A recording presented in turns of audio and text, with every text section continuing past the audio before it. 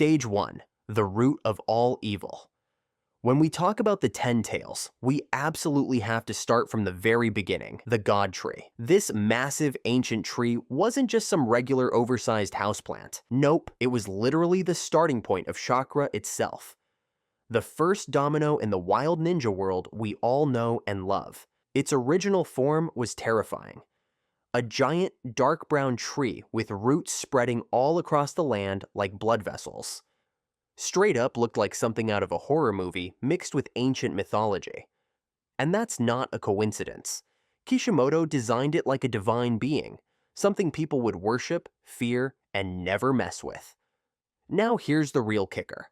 The Otsutsuki clan came to Earth, planted this thing on purpose, and let it suck the life out of the planet like a parasite. Their goal was to grow a chakra fruit, the rarest, most OP fruit in the entire Naruto universe, and harvest it every 1,000 years. Power-wise, the God Tree was completely busted. It could absorb chakra on a planetary scale. Nothing else in the series even comes close. When Kaguya ate the fruit, she became basically a goddess. She was so strong she could end wars just by thinking about it. No jutsu, no hand signs, just pure divine chakra pressure. That fruit basically jump-started the entire ninja system. Every jutsu, every clan, every chakra-based technique. It all traces back to this one freaking tree. But here's where it gets even crazier. After giving birth to her two sons, Hagoromo and Hamura, the first humans born with chakra, Kaguya wasn't feeling it. She didn't like that they inherited her power. So what did she do?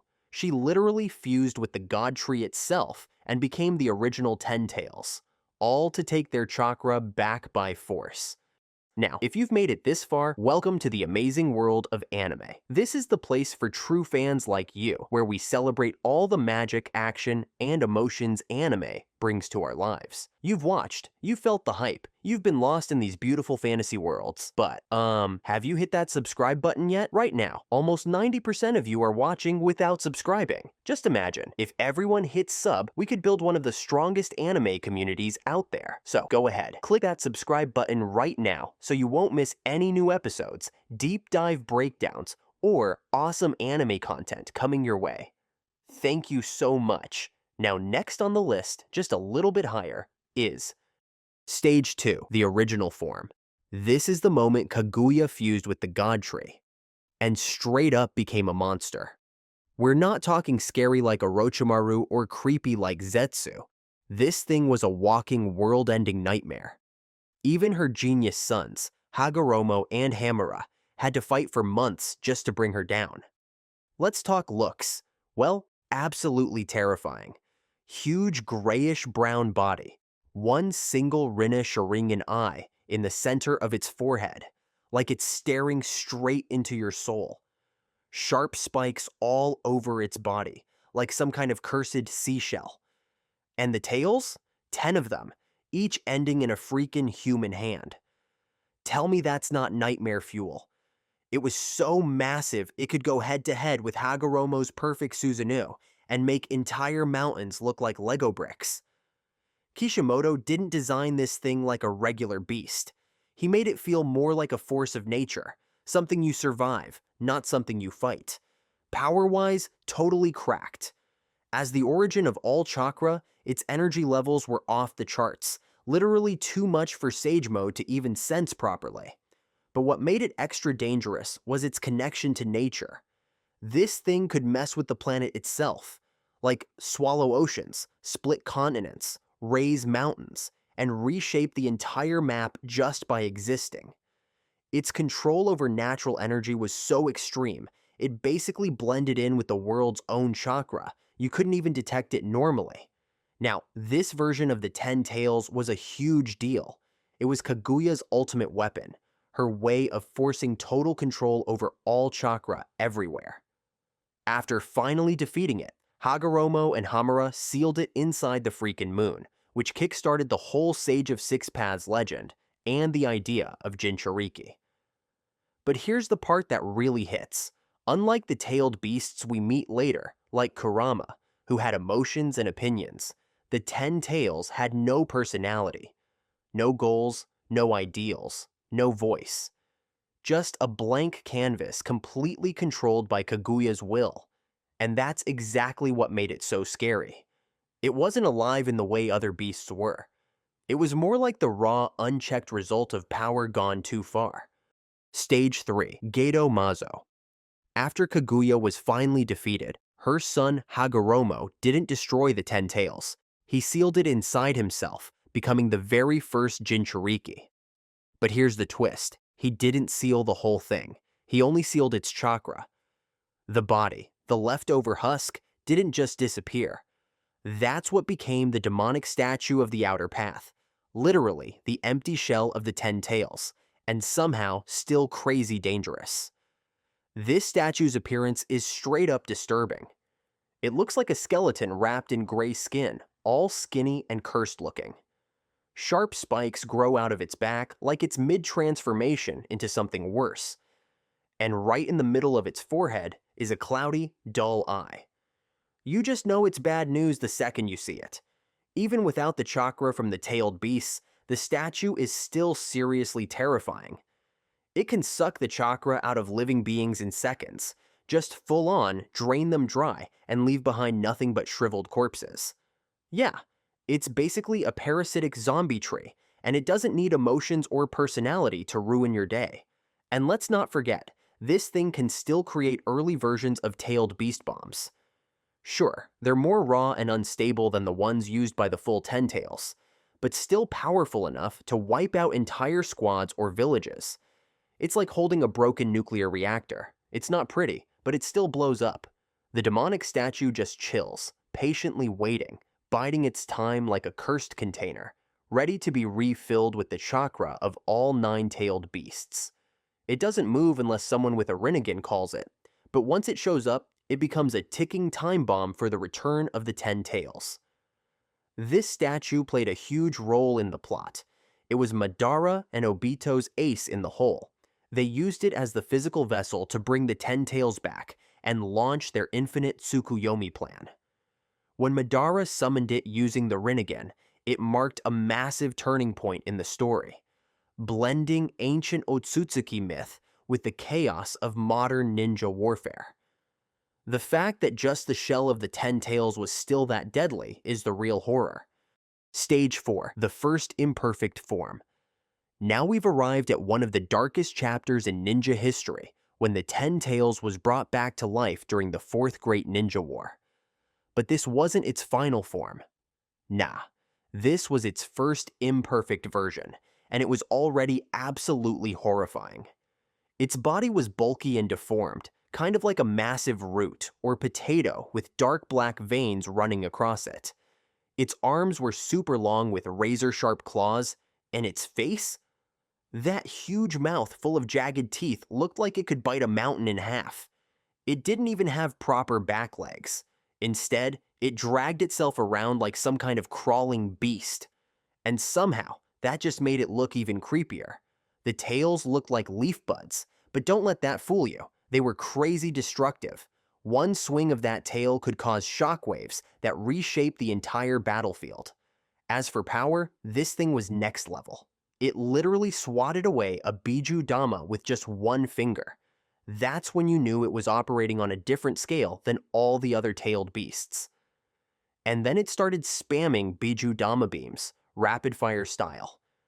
Even when Gyuki and Kurama teamed up, they got totally overwhelmed. What's even crazier is its durability. At one point, it literally tanked an explosion inside its own body and took almost no damage. That's not biology anymore. But here's the twist. This version of the Ten Tails was still incomplete. Madara and Obito rushed their plan. They didn't have all the tailed beasts. They were still missing pieces of Kurama and Gyuki's chakra. And because of that, what they created was a wild, unstable version of the Ten Tails. It acted more on instinct than intelligence, easier to control in some ways, but also way more unpredictable. And when something that strong starts acting out of control, that's when things get really dangerous. Stage 5. Second imperfect form. Things just got worse. In this stage, the Ten Tails evolved again, and honestly, it got a lot creepier. No more crawling, No more monster slug stuff. Now it looked almost human, which somehow made it even more terrifying.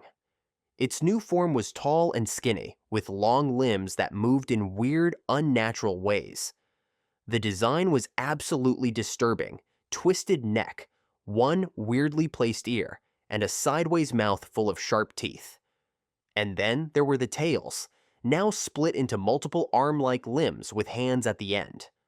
Yeah, hands. For grabbing, punching, stabbing, pure chaos fuel.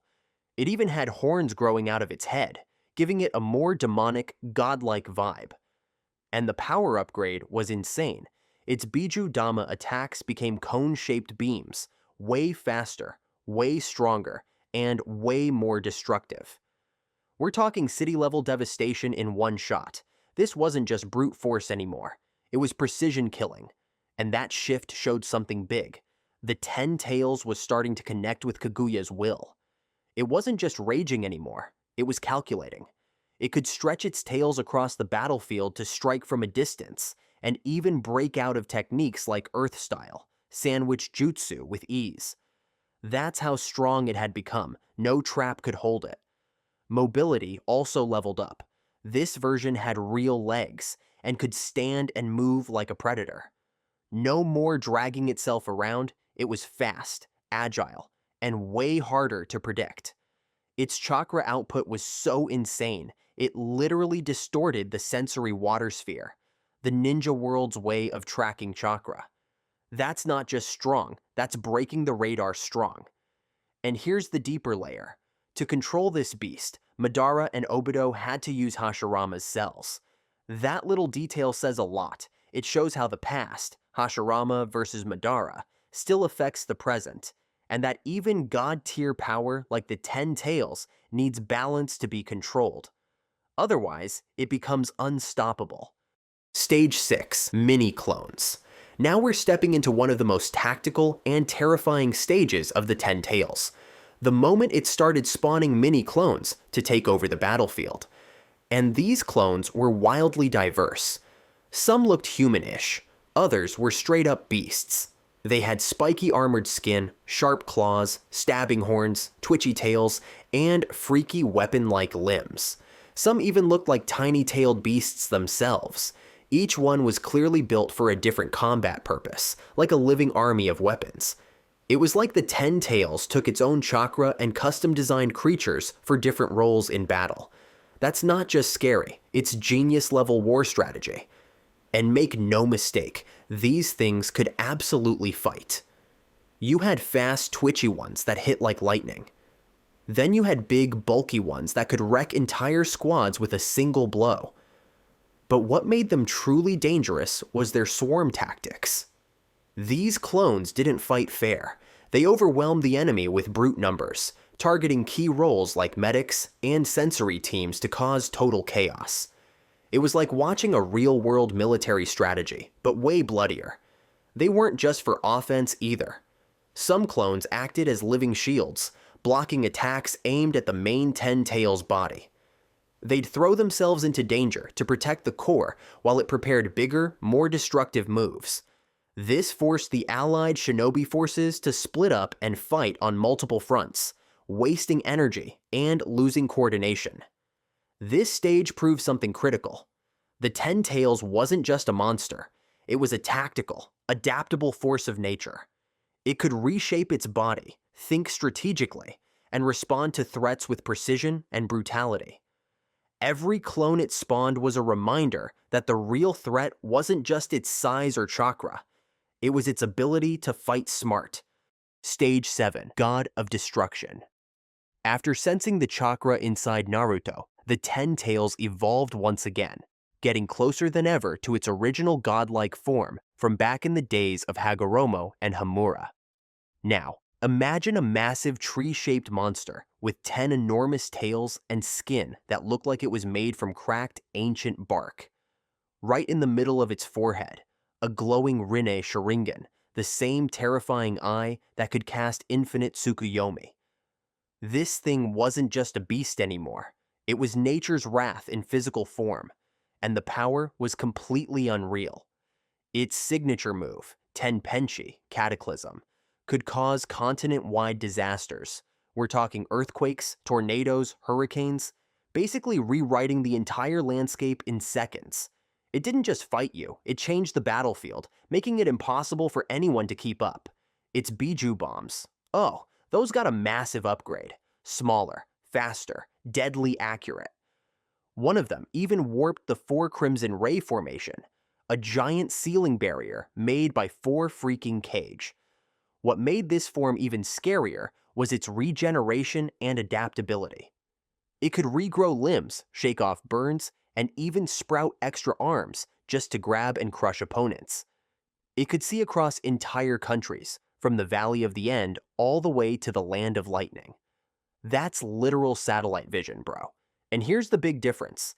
Unlike earlier forms that were wild and instinctual, this version was calculated, precise, and absolutely merciless. Its attacks weren't random, they were strategic, showing just how much Kagaya's will was starting to influence its behavior. In the story, this stage represented the peak of the Ten Tails threat level during the Fourth Great Ninja War. It nearly wiped out the entire allied shinobi forces. And here's the scary part. This still wasn't its full form. It was still missing the complete chakra of Gyuki and Kurama. So, yeah, this was incomplete, and it was already a literal natural disaster on legs. Stage 8, the God Tree. This is it, the final form of the Ten Tails during the Fourth Great Ninja War. At this point, it's no longer just a monster. It's become a full-on symbol of the end of the world. When Obito became the Ten Tails Jinchuriki, we saw one of the most horrifying transformations in the entire Naruto series. The Ten Tails returned to its original purpose, to become the God Tree once again. It turned into a giant blood-red tree with roots spreading all across the battlefield.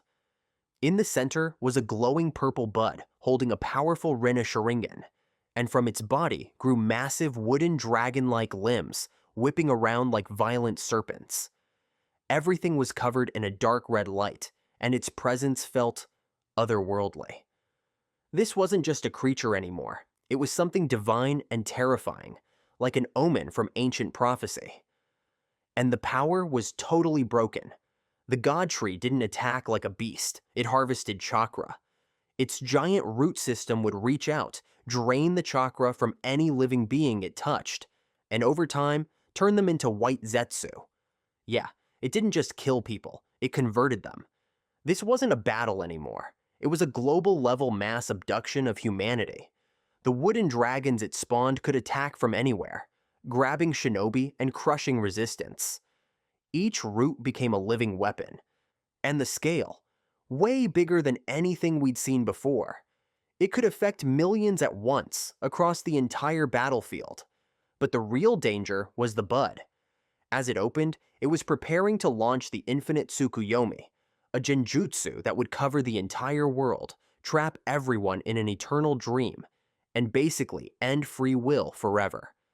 Once activated, it wouldn't just defeat the allied shinobi forces. It would rewrite reality itself. No more war, no more pain, but also no more choice. Just permanent illusion. Stage 9, the Unstable Rabbit. This stage is something totally different. For the first time in the whole series, we see what happens when absolute power turns against the one who's using it. And what it creates is easily one of the weirdest, creepiest forms in all of Naruto. This rabbit-like form appears when Naruto hits Kaguya with a massive tailed beast Rasen Shuriken, which destabilizes her chakra during her resurrection. The result? She mutates into a huge bloated white creature, shaped like a monstrous rabbit, with the glowing Rana Sharingan on her forehead, and 9-tailed beast heads coming out of her body. It's a disturbing, chaotic design, and it's not just for looks. It visually represents the collapse of total control. Kaguya tried to take in all chakra, but that power is now fighting back. And even in this unstable form, she's still insanely strong. Her chakra is massive. Her divine abilities are still active. She can still destroy with a single move. But the key difference here is that the chakra inside her is rebelling. The tailed beasts she tried to absorb, they're resisting from within, and it's tearing her apart. That internal conflict creates a huge weakness. A weakness Naruto and Sasuke can finally exploit. This moment proves something huge. The tailed beasts aren't just raw power, they're individuals. They have wills of their own, and that directly contrasts with how the Ten Tails was portrayed in earlier forms. Cold, emotionless, controlled. This stage is a reminder that even divine power can be unstable when it disrespects the will of others. This form also exists in Kaguya's core dimension, where she absorbs chakra from people trapped in the infinite Tsukuyomi. But the resistance from the tailed beasts makes it a double-edged sword. Yes, she's feeding off everyone, but she's also falling apart from the inside. In the story, this rabbit monster form shows us a broken resurrection. It's Kaguya not fully in control. It's her will, the Ten Tails power, and the tailed beast's chakra all clashing inside one unstable body. And it becomes a symbol of what happens when someone tries to take everything and loses themselves in the process. Stage 10. The Reborn God Tree.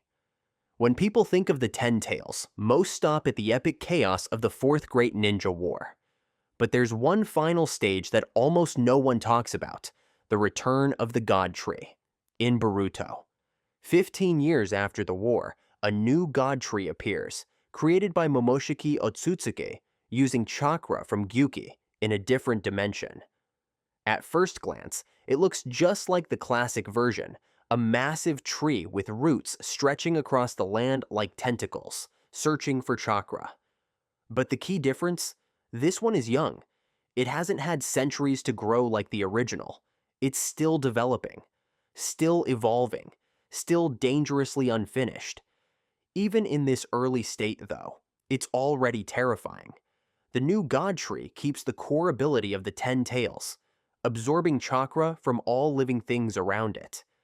It's basically a life-harvesting engine, one that never gets full, never stops draining.